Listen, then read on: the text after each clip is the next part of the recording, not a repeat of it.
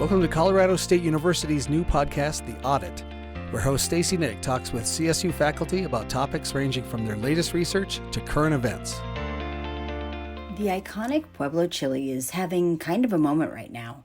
Beloved for its meaty texture and, of course, its fiery heat, you can find the pepper in everything from salsas and hot sauce to beer and fudge. But if it hadn't been for an inherited seed stock and a little luck, Pueblo's most famous chili variety might have been lost forever. Today, I'm speaking with Michael Bartolo, a senior research scientist emeritus at CSU's Arkansas Valley Research Center, and the innovator behind one of Pueblo's hottest crops. So, I want to start with the story of how you got into the Pueblo chili business. It sounds like we have you and your uncle to thank for it, what we now know as the Pueblo chili. The production of chilies was a long progression of multi-generations contributing to the development of the Pueblo chili, and that certainly was the case in the Pueblo area.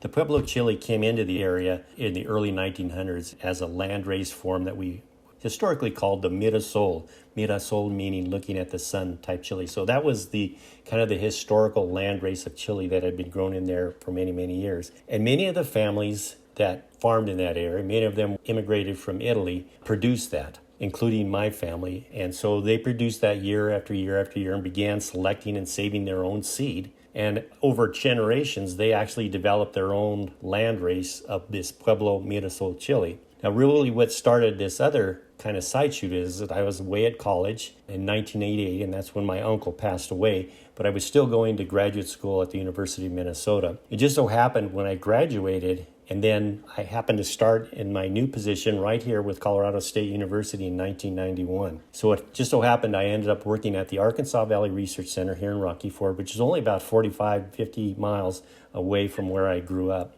When I came here, my dad had then gave me a bag of seed that my uncle had grown. It was stored in his garage. And he said, well, here's some extra seed. You know, you're the horticulturalist here. You can have it. And I had no idea. I had no plans. I had no aspirations to be a pepper breeder, but I had some extra room in a test plot the following year, and I began growing it out. So I grew out 4 rows of that chili and, looked pretty typical to what it usually was. But in that population, I was able to find one particular plant that kind of caught my attention. And I began saving that seed from that first section after, I think it took me 7 or 8 years of doing what we call single plant selections from that original plant. I got something that was pretty stable and pretty unique. And so from there, then I began bulking up the seed. We released it and gave it out to growers, and it kind of took off from there. So it's a lot of fortunate things coming into play. A lot of that, I'm not sure how much skill it is, but it's a lot of fortunate things that I happened to be all in the same area and inherited that seed, and all that came together to really produce what we now know as the one of the main varieties of Pueblo chili, which is now called Moscow, named after my uncle. What do you think it is that makes the Pueblo chili so special? There's a lot of things, and you could start off with kind of these things that you can visualize. Things like it's got great flavor. It's got a very thick wall to it, meaning it typically used from a culinary perspective, it's roasted. And when it's roasted, you want that to have a real thick wall, a real meaty texture to it because it holds up to that roasting process. So it's got that. It's pretty pungent, meaning it's got a pretty high heat content. And people that like to consume a lot of chili seem to prefer that. And so those two things from a horticultural standpoint make it important. But I think there's other things that we just hard to put your finger on what makes it so important. And I think part of it is that chili in general, and particularly this Pueblo chili, throughout the generations, even before we developed this Moscow variety, was really woven into the tapestry of the cultures here in southern Colorado, and particularly in the Pueblo area. So there's so many ethnic cultures that incorporate the chili into the foods they eat, and so many of the traditions that we share and value here in this part of the state. So that was woven into it. And so it's got some of these other characteristics that are really hard to describe, but for the most part, they've become part of our culture rather than just a thing to provide calories. It's really part of our identity, and I think that's what makes it so special. You mentioned kind of that heat element earlier. How hot is the Pueblo chili on the Scoville scale? Hotter than maybe that other chili down the road that we won't mention by name? So that it's okay to mention Hatch chili. They grow a very fine chili down there. Everybody asks me to try to compare them, but a typical Hatch chili, there's a lot of variability amongst chilies, and it really encompasses a wide range. But generally, the Pueblo chili is about 5,000 Scoville units. And so just for more of a reference, obviously a bell pepper has 0. Your typical New Mexico Hatch Anaheim type chili has about 1,500, maybe 2,000 Scoville units. So it's considerably hotter, but less hot than, say, for a jalapeno or some of these cayenne type peppers. And the Moscow it's a publicly released variety, is that correct? Correct. So that was released out to the public in the early part of the 2000s, around 2002, and we just generally released it. It's an open pollinated variety, and decided at that time just to get it out to the public. And I believe in that kind of thing from Colorado State University's perspective, is that this is a variety, it's really not widely grown like some of the other crops that we produce. It's a pretty niche crop. And so I think really to live out that land grant mission, we felt it was best to get that out to the public and really help increase some of the economic impact into the local economy. Now, you're still working on the chili, right? The Moscow of today is not exactly the Moscow of 10, 20 years ago. To me, it's like this long progression. It'll never be finished. There's always new things that I'm looking for, characteristics and trait in chili pepper. So technically, I retired in December of 2021, but I have an agreement with Colorado State University that I'm going to continue to work on the chili peppers, and I continue to do that. And we're always looking for a better improvement. So there's always some horticultural trait or some characteristic that we look for. Some of the things I'm looking for, again, is that wall thickness, a bigger fruit size, earlier maturity, and flavor. We want to make sure we retain that characteristic flavor. That's part of our heritage, is to have that full-bodied flavors.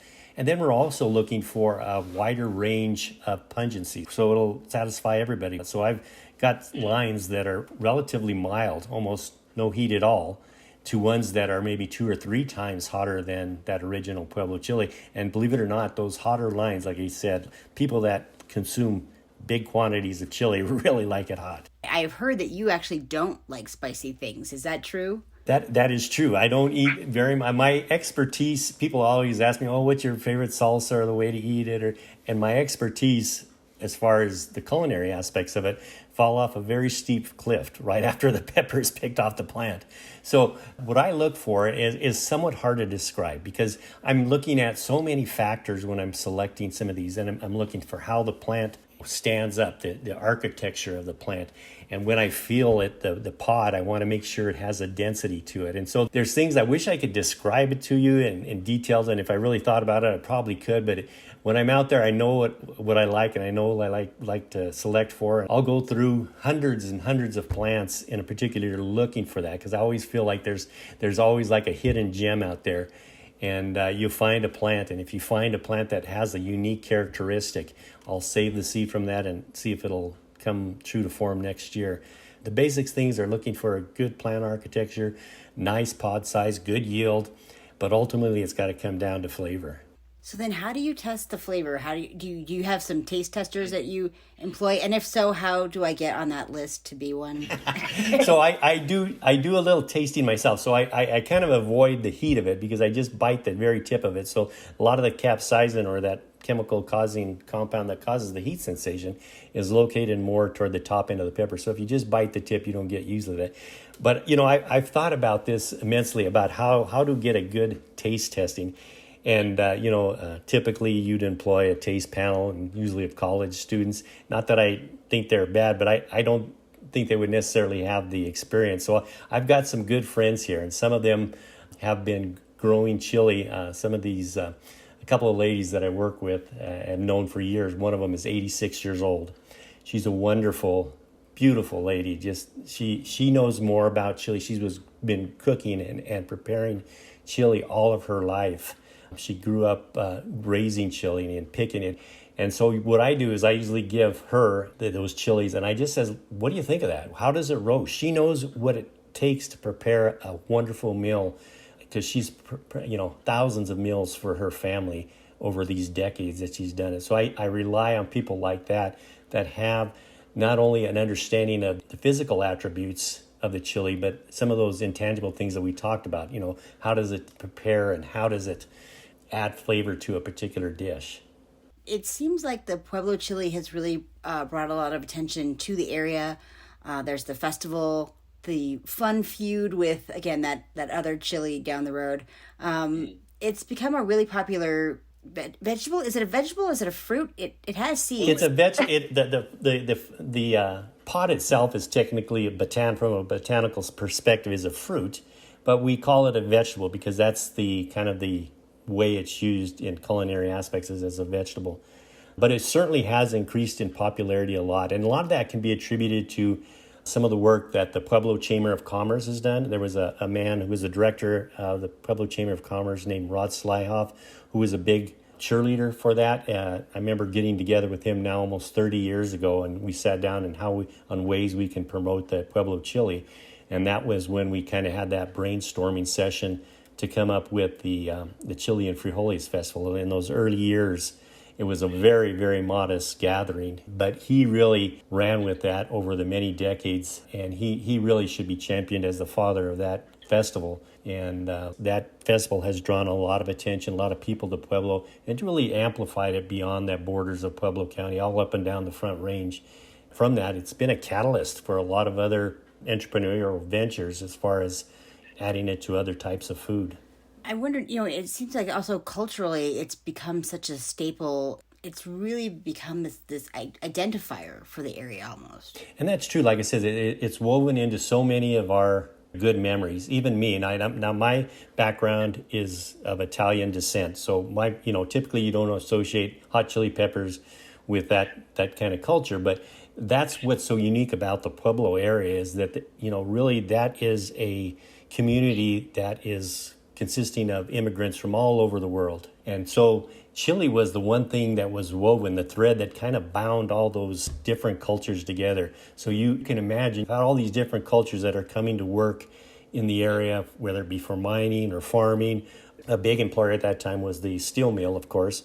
And so that drew a lot of people from all over the world. But chili was kind of the common denominator, and it really became part of the binder to that community. And we can all share wonderful experiences. I remember even as a child myself, how that was incorporated into our food and how, it was so important to our family gatherings. It was always there. Does having kind of a trendy crop kind of help Colorado agriculture in general? Does that kind of get more people to think about where their food comes from?